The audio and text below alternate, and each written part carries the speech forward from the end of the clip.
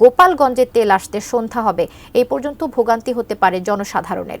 এ নিয়ে আরো বিস্তারিত জানতে গোপালগঞ্জ শহরের নিগি ফিলিং স্টেশন থেকে আমাদের সঙ্গে যুক্ত হচ্ছেন প্রতিনিধি সজীব বিশ্বাস।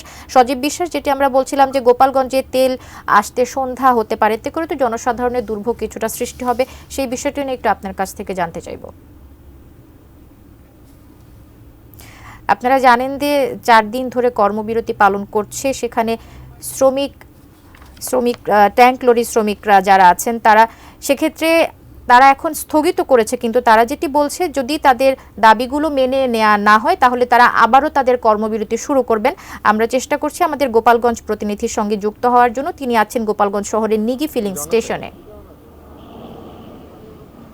কবিতা, জি সজীব, এই মুহূর্তে আমি দাঁড়িয়ে রয়েছি নিগি ফিলিং স্টেশনে।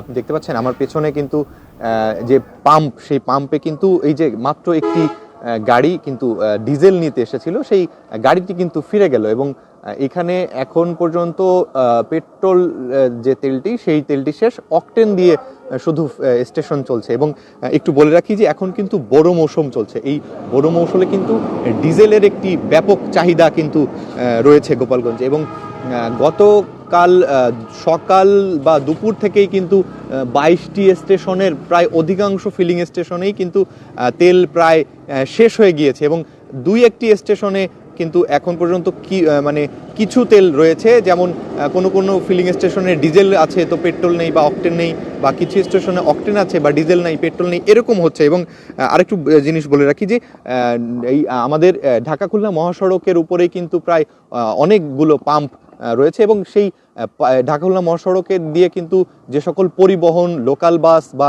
ট্রাক চলাচল করে, সেই সকল ট্রাক বা লোকাল বাস এই সকল ফিলিং স্টেশন থেকে তেল নিয়ে থাকেন। কিন্তু এই ফিলিং স্টেশন মালিকরা কিন্তু তেল দিতে ব্যর্থ হচ্ছে। এবং একটি সুখবর কিন্তু স্টেশন মালিকরা জানিয়েছেন যে ধর্মঘট, সেই ধর্মঘট কিন্তু স্থগিত হয়েছে। তার কারণে কিন্তু বিকাল নাগাদ বা সন্ধ্যা নাগাদ কিন্তু খুলনা ডিপো থেকে তেল আসা শুরু করবে এবং জনসাধারণ পর্যায়ে কিন্তু সন্ধ্যা নাগাদ তেল পাবে, এমনটি কিন্তু বলছেন এই ফিলিং স্টেশন মালিক বা ম্যানেজারদের সাথে আমরা যারা কথা বলেছি, তারা কিন্তু এই আশ্বাসটা আমাদের দিয়েছেন। এবং এই তেল যত দ্রুত আসবে আসলে জনসাধারণের ভোগান্তি আসলে তত দ্রুত কমবে, এমনটি আশা করছে এই ফিলিং স্টেশন মালিকরা। কবিতা, এই ছিল আমার কাছ থেকে গোপালগঞ্জের তেল সংকট বা তেল নেই ফিলিং স্টেশনে, এটার সর্বশেষ।